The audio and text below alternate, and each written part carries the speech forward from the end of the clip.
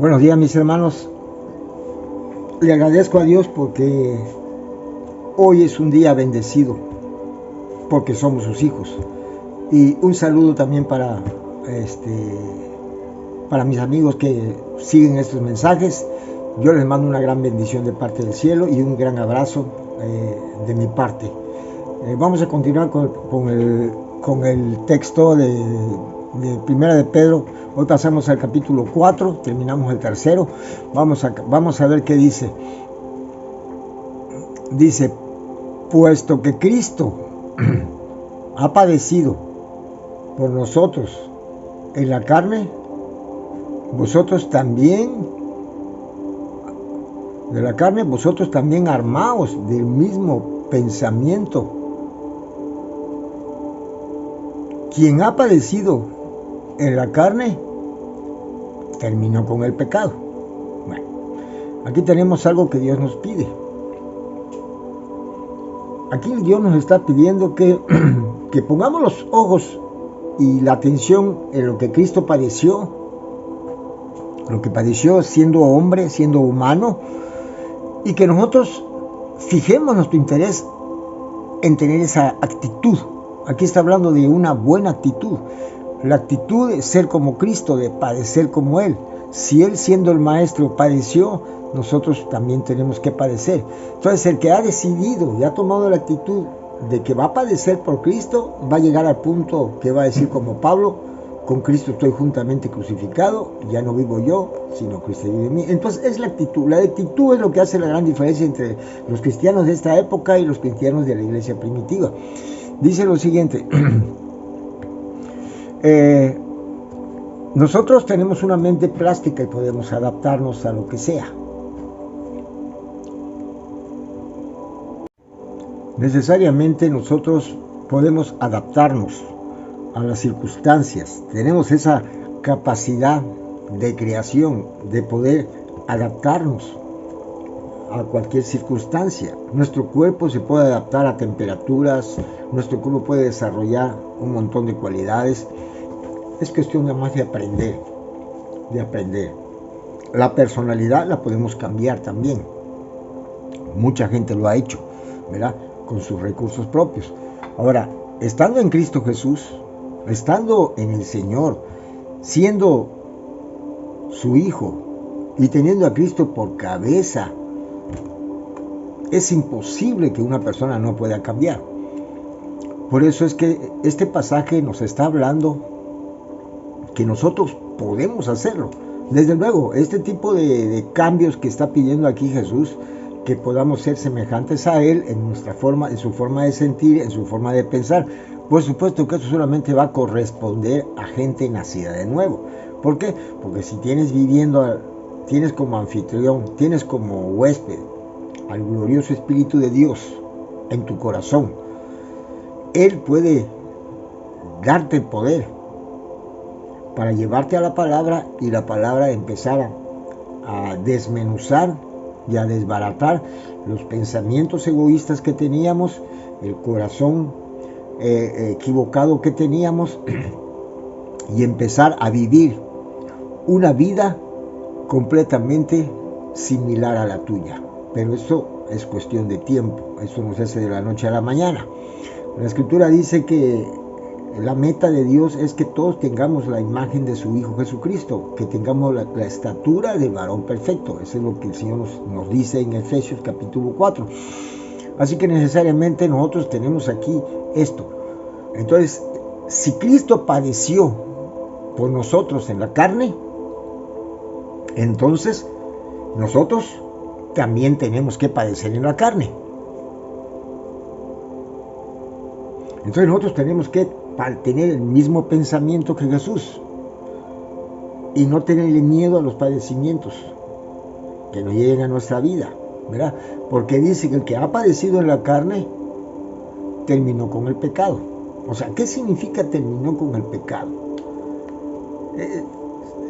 La Biblia vemos que dice que ninguna persona en el mundo puede vivir sin pecar. Porque vivimos en un cuerpo caído y maldito, ¿verdad?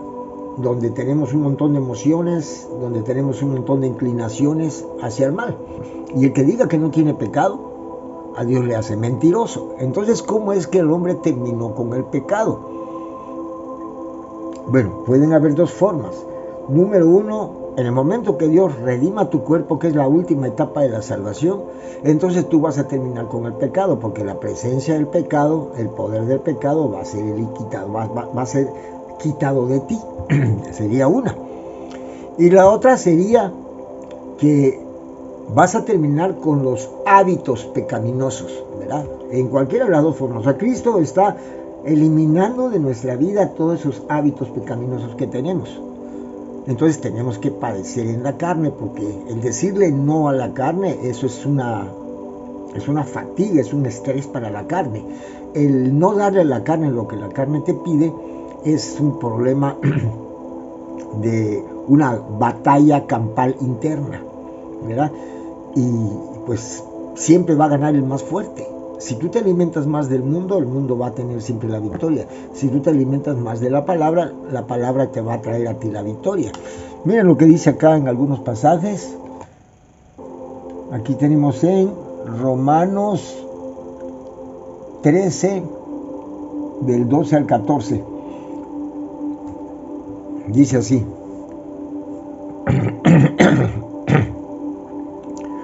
Honestamente,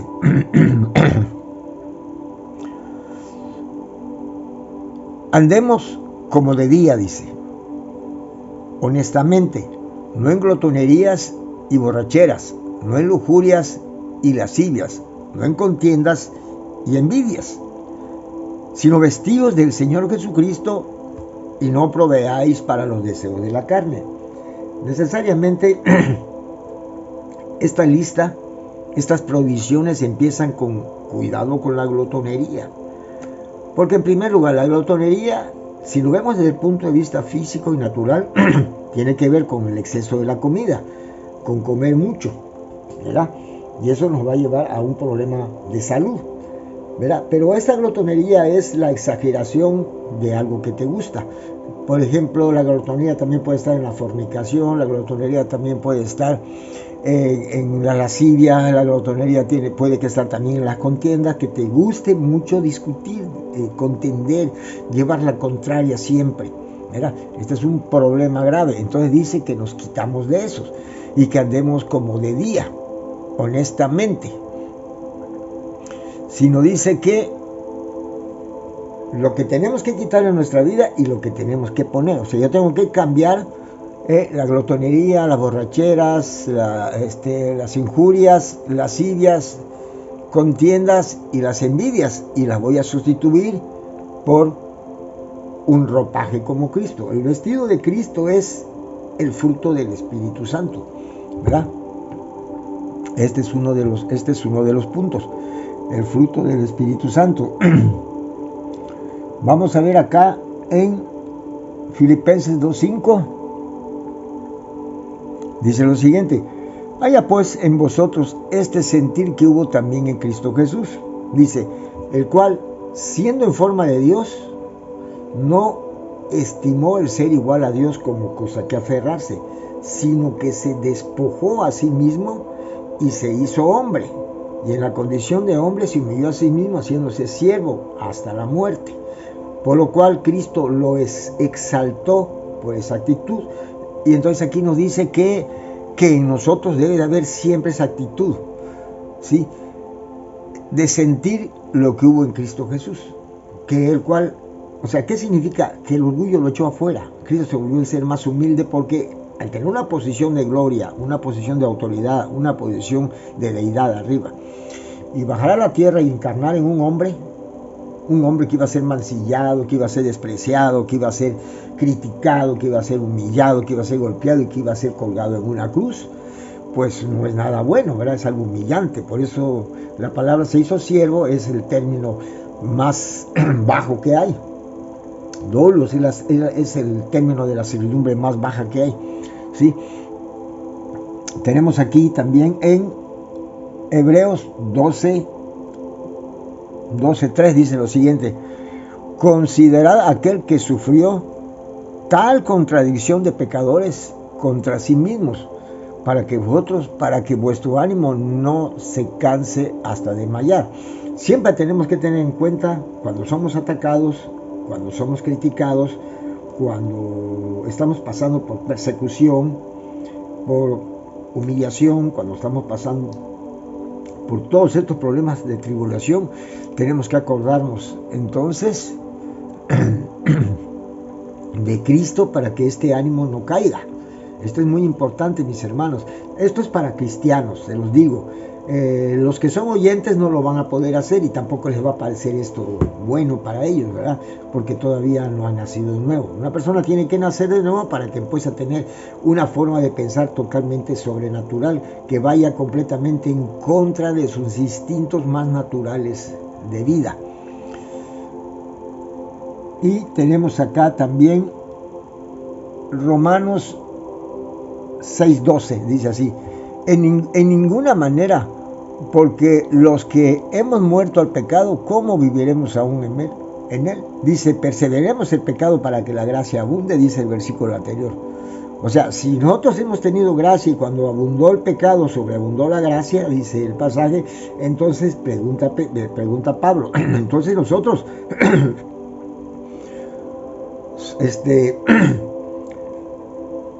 aumentaremos el pecado para que la gracia abunde. En ninguna manera, porque los que hemos muerto al pecado, ¿cómo viviremos aún en él? Sé lo que te estoy diciendo. La Biblia te dice que sí podemos. Se lo dijo el Señor a Caín, allá en Génesis. Se lo dijo. Dice que él le dijo al Señor que el pecado del pecado que él iba a cometer estaba enfrente de él, pero que él podía evitarlo. Entonces, si puede evitarlo, tenemos capacidad para cambiar nuestra conducta, ¿verdad? Y ellos no tenían al Espíritu Santo. Nosotros sí lo tenemos al Espíritu Santo. Entonces no hay manera de poder justificar nuestra conducta pecaminosa. Lo único que se puede decir es que si nos alejamos de la palabra, entonces tendremos un montón de problemas y el pecado será nuestro Señor y se va a enseñorear de nosotros. Romanos 6:7 dice lo siguiente: porque el que ha muerto ha sido justificado del pecado. La Biblia tiene que morir. Tú tienes que en un momento dado repudiar tu forma de vivir, estar en desacuerdo con tu forma de vivir, sentir desprecio por tu forma de vivir, por tu forma de pensar, por tu forma de sentir, por tus malos hábitos. Y entonces cuando tú desprecias eso y tú le pides a Dios que te apoye para que tú puedas transformar eso en cosas buenas, entonces es cuando viene la regeneración de tu espíritu. Y aquí tenemos en Romanos 6:11, dice lo siguiente: así también vosotros, considerados muertos en pecado, pero vivos para Dios en Cristo Jesús, Señor nuestro. Tenemos acá en Gálatas 2:20, dice así: con Cristo, decía el apóstol Pablo, con Cristo estoy juntamente crucificado, y ya no vivo yo, mas vive Cristo en mí. Y lo que ahora vivo en la carne, lo vivo en la fe del Hijo de Dios, el cual me amó y se entregó a sí mismo por mí. Entonces, por eso Pablo decía que él estaba juntamente crucificado con Cristo, porque él estaba dispuesto a soportar cualquier tipo de contrariedad, cualquier tipo de ataque, cualquier tipo de dolor, de sufrimiento, por causa del nombre de Cristo, ¿verdad? Por eso él decía que él estaba conjuntamente crucificado con Cristo, y que ahora el que gobernaba su vida no era él, no era la naturaleza caída, sino era Cristo en su vida, el que le daba los parámetros para vivir, los lineamientos, y el que lo conducía por el camino de la justicia. Así que, mis hermanos, si ustedes realmente necesitan vivir una vida de esta forma, tener esta experiencia en la cual Cristo sea tu gobierno y que te controle, por eso el Señor dice: ¿por qué me llamas Señor si no haces mi voluntad? Claro, la gente es que no tiene la palabra de Dios, que tiene una mala actitud hacia la palabra, que la menosprecian, que la ven como poco, que no le dan el valor, que no dimensionan la oportunidad que Dios nos da al dejarnos su palabra. Son personas que son mediocres, son personas que son tibias, Y la Biblia dice que los tibios no van a entrar al reino de los cielos, sino van a ser vomitados de la boca de Dios. Así que, mis hermanos, yo les aconsejo que se metan a la palabra, que tomen en serio su vida espiritual. Y ustedes, amigos que me escuchan, si necesitan realmente formar parte del cuerpo de Cristo, formar parte de esta arca que va a salvar a los regenerados en Cristo, yo te pido que vayas escuchando la palabra para que la palabra pueda redarguirte y puedas darte cuenta de que tienes una gran culpa por lo malo que has hecho. Gracias, mis hermanitos, que Dios me lo bendiga.